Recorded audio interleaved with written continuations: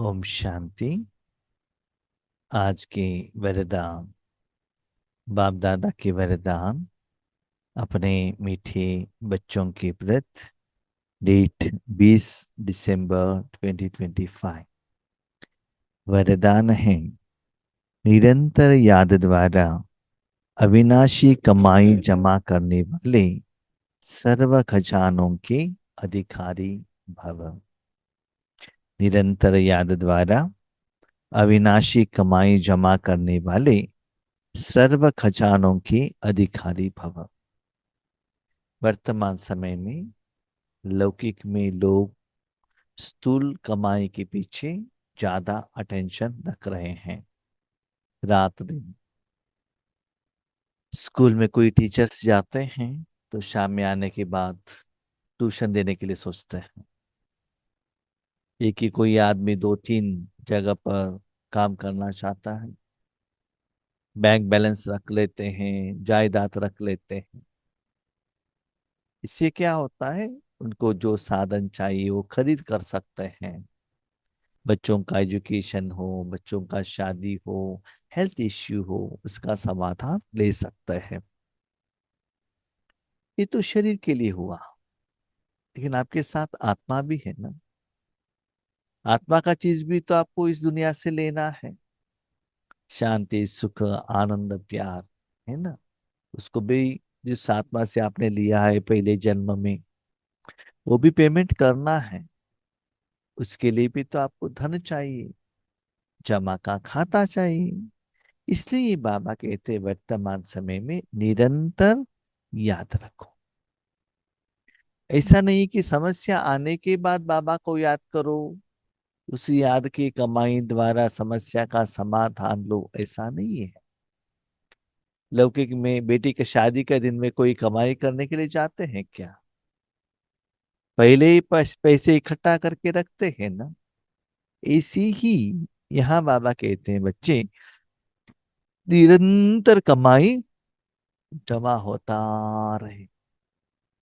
ये रूहानी याद करने से आत्मा को जो चाहिए, तन को जो चाहिए, जन को जो चाहिए, सब कुछ आपको मिलने लगे। सर्व अधिक खजानों का अधिकारी बन जाएंगे।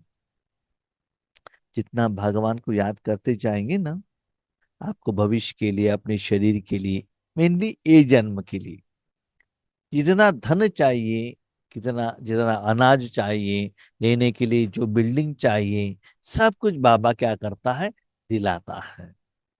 क्योंकि ज्यादा रखकर क्या करने का। हम्म बाकी सभी ज्यादातर विनाश होने वाला है ना।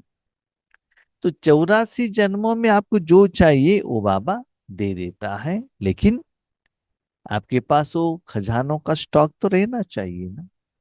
इसीलिए सदा अपना मन बुद्धि रूहानी कमाई की तरफ रहे। यस, स्थूल समय आपने किया, एक दिन आपके सामने वो विनाश हो सकता है।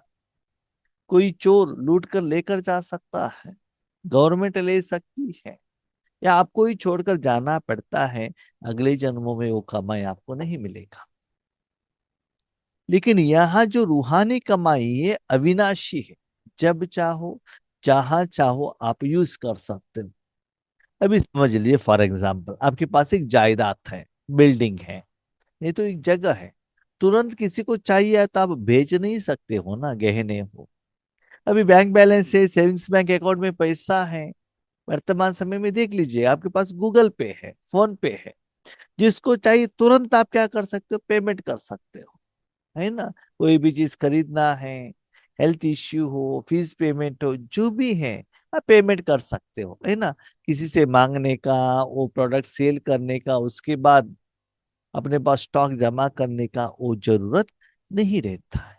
इसी वर्तमान समय में ईश्वरीय कार्य द्वारा, ईश्वरीय सेवा द्वारा आप जो कमाई करते हो, आपके सारे समस्या के लिए, आपके रिश्तेदार जिसका भी समस्या के लिए आप उसको यूज कर सकते हो। तो इसको बाबा कहते हैं अविनाशी, ये कभी भी विनाश होने वाला नहीं है। कभी कभी हमको डाउट लगता है वर्तमान समय में दुनिया को देखते हुए, हम भले नेशनलाइज बैंक में पैसा रखते हैं तो भी वो हमारे पास रहेगा कि नहीं रहेगा? हाँ, वो बैंक ही ये हो गया, विनाश हो गया तो, डूब गया तो, इससे भी क्वेश्चंस आ जाता है। लेकिन ये जो कमाई है ना, ऐसा नहीं होता है, सदा आपके साथ में रहता है। तो ये ज्ञान को समझकर क्या करो, निरंतर बाबा को याद रखना। निरंतर याद द्वारा हर कदम में कमाई जमा करते रहो, तो सुख, शांति, आनंद, प्रेम, इन सब खजानों के अधिकारी का अनुभव करते रहेंगे। ज्यादातर हम बाबा के बच्चे क्या गलती करते हैं कि अ, जब हम भी योग करते हैं ना, स्थूल खजाने को इकट्ठा करने की तरफ ज्यादा अटेंशन रखते हैं। बाबा बिल्डिंग दे दो ना, इंक्रीमेंट दे दो ना, प्रमोशन दे दो ना, हाँ, ऐसे पूछते हैं। बाबा कहते हैं ऐसे आपने योग किया तो इसको राजयोग नहीं कहा जाता है, या आपके अकाउंट में अविनाशी धन जमा नहीं होगा। भले आपने राजयोग किया, बाबा को याद किया, लेकिन उसको आपने कन्वर्शन कर दिया, कैसे? स्थूल में, है ना? अभी अविनाशी धन आपके पास कमाई जमा हुआ कैसे पता चलेगा? आपके संस्कार में सुख, शांति, आनंद, प्रेम, संतुष्टता, सफलता, ये परसेंटेज ज्यादा होता जाएगा। जब भी आप अपने मन संस्कार की तरफ रखते हैं, तो परसेंटेज ज्यादा होने का एहसास होता है। जैसे बैंक बैलेंस भी आपको 100 से 1000, हजारों से लाख बनने लगता है तो खुशी होता है ना। ऐसी वो जो निराकार जो सुख है, वो स्टॉक होने का और डेप्थ में आपको अनुभव होने लगता है। तब पता चलता है ये सभी चीज, सर्व शक्तियां आपके पास जमा हुआ है। तो भविष्य में या नजदीक में आपको जब कभी भी कुछ समस्या आती है, उस समय आप बाबा को कहेंगे, बाबा ये समस्या है, समस्या का समाधान करो। तो उस समय बाबा कहता है ये जो आपके पास शांति, सुख, आनंद, प्यार है ना, इसको मैं क्या करता हूँ, जिनसे जो समस्या आई है उनको मैं पेमेंट करके ओबीडियंट सर्वेंट बनकर आपके समस्या का समाधान कर लेता हूँ। इसीलिए खुद को चेक कीजिएगा, राजयोग द्वारा, पावरफुल तपस्या द्वारा आपने कितना ये निराकार अविनाशी कमाई को जमा किया। कोई कष्ट कष्ट अनुभव नहीं होंगे जिनके पास स्टॉक होगा। वो कोई भी कष्ट, मुश्किलात आता है, मुश्किलात का फीलिंग नहीं होता है। यस, देखो, वर्तमान समय में सभी को समस्या आती है, हेल्थ इश्यू हो, फाइनेंशियल प्रॉब्लम हो, लेकिन जिसके पास जमा का खाता है, बैंक बैलेंस है, समस्या आया, बैंक से पैसा लिया और पेमेंट कर दिया। बैंक से पैसा ले इसका मतलब ये नहीं कि बैंक से लोन ले लो, ऐसा नहीं। या अपना गोल्ड आपने प्लेज किया, अपना जगह को प्लेज किया, उसके बाद बैंक से लोन लिया, उस द्वारा आपने समस्या का समाधान लिया, ऐसा नहीं। सेविंग्स बैंक अकाउंट में अपना ही कमाई जो है वो उस अकाउंट में जमा होना चाहिए, उस द्वारा पेमेंट होना चाहिए। तो जब समस्या आता है, आपको मुश्किलात का नहीं होता है, जो जमा का खाता उस समस्या से, विघ्न से, परिस्थिति से बाहर आने के लिए आपको सहयोग मिल जाता है। संगम पर ब्राह्मणों को कोई कष्ट हो नहीं सकता। इतनी सुंदर बात कही बाबा ने। संगम युग में ब्राह्मणों को कोई कष्ट नहीं होता। ये कैसे हो सकता है? हमको हर रोज कितना समस्या आता है, कितना टेंशन आता है, हम बाबा के आगे जाकर मांगते, असफलता होती है, चिंता होता है, टेंशन होता है।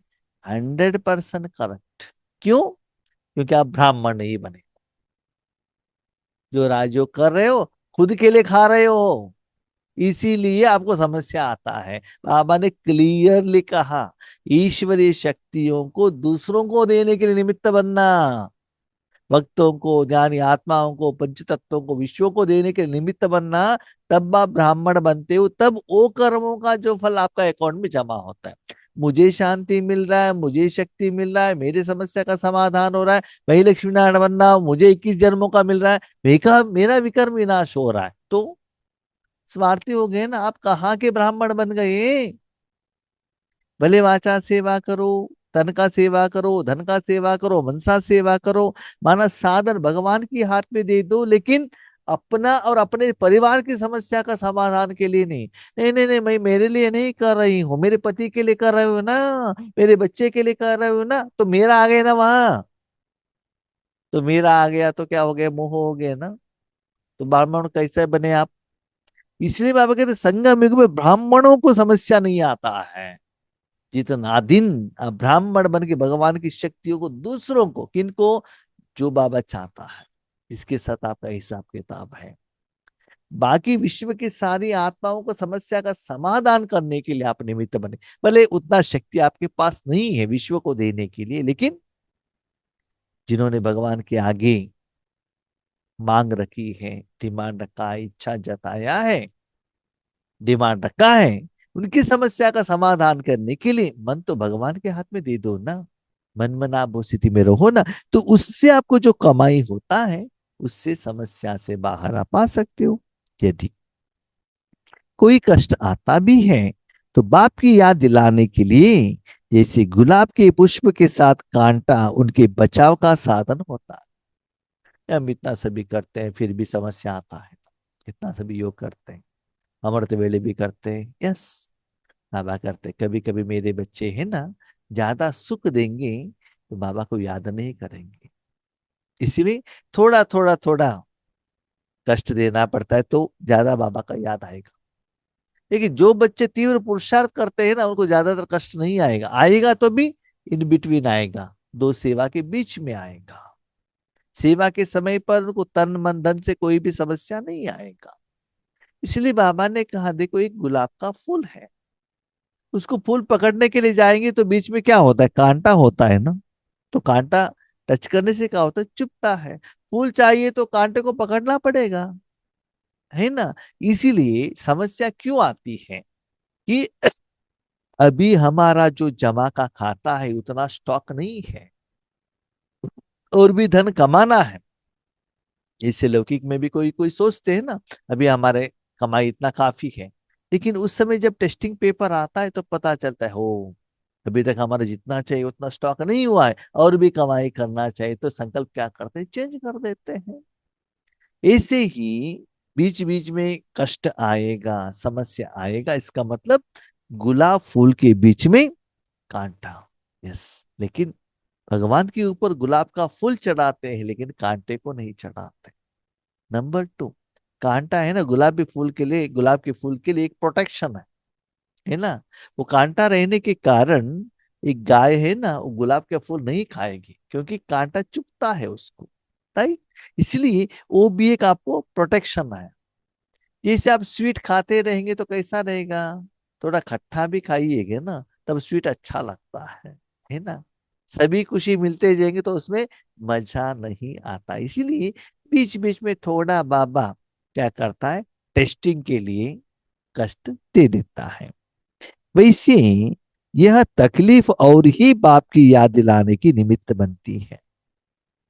तकलीफ आया, बाबा को कहा, और बाबा के द्वारा समस्या का समाधान मिला, तब आपको पता चलता है यस बाबा मेरे साथ में हैं, पता चलता है। ये समस्या आने के बाद आपने बाबा को कहा ना, बाप के द्वारा ही समस्या का समाधान हुआ। ऐसा आपको होने से आपको बाबा का इम्पोर्टेंस पता चलता है। ये इम्पोर्टेंस आपको जानने के लिए, जानकारी मिलने के लिए ऐसा टेस्टिंग पेपर आ जाता है। लेकिन सबसे खुशी की बात क्या है जानते हैं, आपको समस्या आए, आपने कमाई की, उसको बाबा हेल्प करे, वो मजा नहीं है। सारे विश्व को समस्या का समाधान आप देने के लिए निमित्त बनो, और उनकी समस्या का समाधान हो, और वो दिल से आपको थैंक यू कहे, उसमें जो मजा आता है ना, आपकी समस्या के लिए आपने का कमाई जो है ना, उसको यूज करके वहां से बाहर आना मजा नहीं है। फॉर एग्जाम्पल, अभी के पास बहुत पैसा है समझ लीजिए, कोई एक समस्या आया, फॉर एग्जाम्पल हेल्थ इश्यू हो, फाइनेंशियल प्रॉब्लम हो, आपके पास पैसा है, आपने यूज किया, ठीक है, आप बाहर आ गए, लेकिन आपके बदले और किसी को समस्या आ गए एजुकेशन के बारे में, हेल्थ के बारे में, उसको आपने धन दान दिया, दान दे जिसको नीड जरूरत था, आपके स्थूल धन द्वारा उनकी समस्या से वो बाहर आ गए, वो दिल से आंखों में आंसू बहाते हुए आपको थैंक यू कहेंगे ना, उसमें जो आत्मा और मन बुद्धि जो खुशी होती है, वो अपने समस्या का समाधान करने से नहीं होता है। अभी समझ लो, आपके पास पैसा है, पैसा होने के कारण आपने बहुत अच्छा जायदाद ले लिया, ये तो कुछ भोजन बना के खाया, उससे मजा नहीं। जो भूखा है ना 2-3 दिन से, उनको वो पैसा दे दो और उनको भोजन खिलाओ, उससे जो दुआ मिलता है, इट इज सर्वश्रेष्ठ। यस, संगम युग में हमने तो भगवान का प्यार का अनुभव किया, लेकिन हमारे भाई बहने ढूंढ रहे हैं बाबा के लिए एक बूंद, एक बूंद के लिए वो ढूंढ रहे हैं, और आप समुन्दर के अंदर में हो। चेक कीजिएगा, बाबा तो मुरली में कहते हैं बच्चे आप समुन्दर के अंदर में हो, लेकिन अभी भी समुन्दर को देख रहे हो, या उसके तट पर हो, या थोड़ा पानी लेकर तीर्थ के रूप में पी रहे हो, या सिर्फ वीडियो में, टीवी में, पीस ऑफ माइंड चैनल में ही देख रहे हो, या सच्चा अनुभव कर रहे हो, चेक कीजिएगा।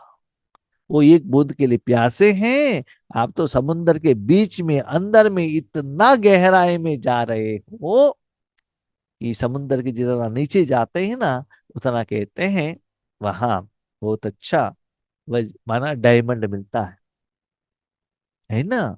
इसलिए वो अनुभव के अंदर में खो जाना चाहिए, तब संगम क्या युग क्या है आपको पता चलता है।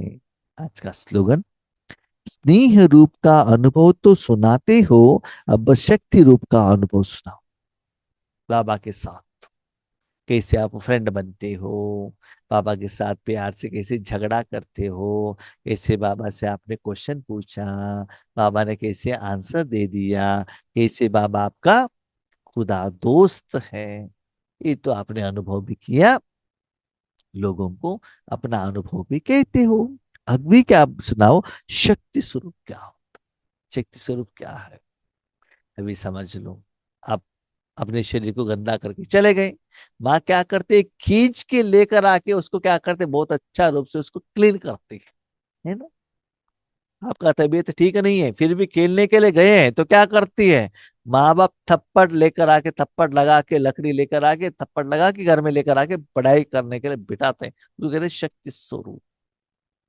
ऐसे ही आपने जब गलती की, तो बाबा ने आपके ऊपर क्या एक्शन दिया, क्या टेस्टिंग पेपर आया, कैसे बाबा ने आपको समझ, क्या है, सबक सिखाया, या कैसे आपने शक्ति स्वरूप द्वारा अपने विकर्मों का विनाश कराया, और कितना शक्ति स्वरूप द्वारा सारे विश्व का विकर विनाश करने के लिए निमित्त बनती हो, है ना। ये भी क्या करो, अपना अनुभव दूसरों को सुनाओ, लेकिन अनुभव कब सुना सकते हैं, खुद को अनुभव होगा तभी तो अनुभव सुना सकते हैं। अभी समझ लीजिए, आपका हेल्थ ठीक है, ओके, बहुत अच्छा मसाला डोसा खाया, सेंटर में गई थी, डोसा खिलाया, गोभी मंचूरियन खाया, बहुत अच्छा, लेकिन जब बुखार आया, डॉक्टर के पास गई, डॉक्टर के पास कहा कि मुझे तुरंत बुखार कम होना चाहिए, डॉक्टर ने इंजेक्शन दे दिया, और इंजेक्शन से आपका पसीना निकलता गया, और तुरंत वो बुखार चला गया, है ना। इसको कहते हैं शक्ति स्वरूप, है ना। आप में जो अनवांटेड थिंग्स है, जो चीज आपको जरूरत नहीं है, उसके ऊपर शक्ति का प्रयोग करना पड़ता है, उसको भगाने के लिए, है ना। मच्छर काटते हैं तो उसको शक्ति को, शक्ति का यूज करना पड़ता है ना। वही तो गाय बहुत अच्छा है, उसको प्यार करना पड़ता है ना।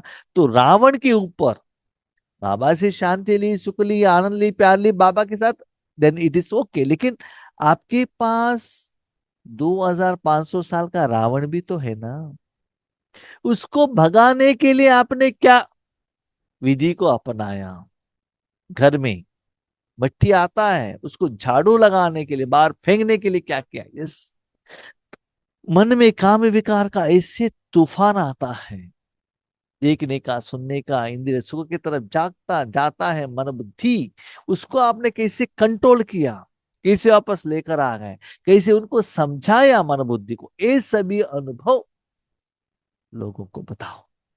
अभी प्रेम स्वरूप के साथ साथ शक्ति स्वरूप भी बनना पड़ता, नहीं तो आपका मन बुद्धि आपका बात नहीं सुनेगा, है ना। इसलिए पहले अनुभव करो और दूसरों को कहो। माना, बाबा को प्रेम स्वरूप में भी यूज कर सकते हो, शक्ति स्वरूप में भी यूज करते हो। प्रेम स्वरूप में उनकी जायदाद का अनुभव कर सकते हो, शक्ति स्वरूप द्वारा अपना जो गंदगी निकालने के लिए बाबा को यूज कर सकते हो। तो ये दोनों में जो डिफरेंस, और आपने जैसे यूज किया, उसका अनुभव आपको क्या हुआ, दूसरों को सुनाइएगा। ठीक है। ओम शांति।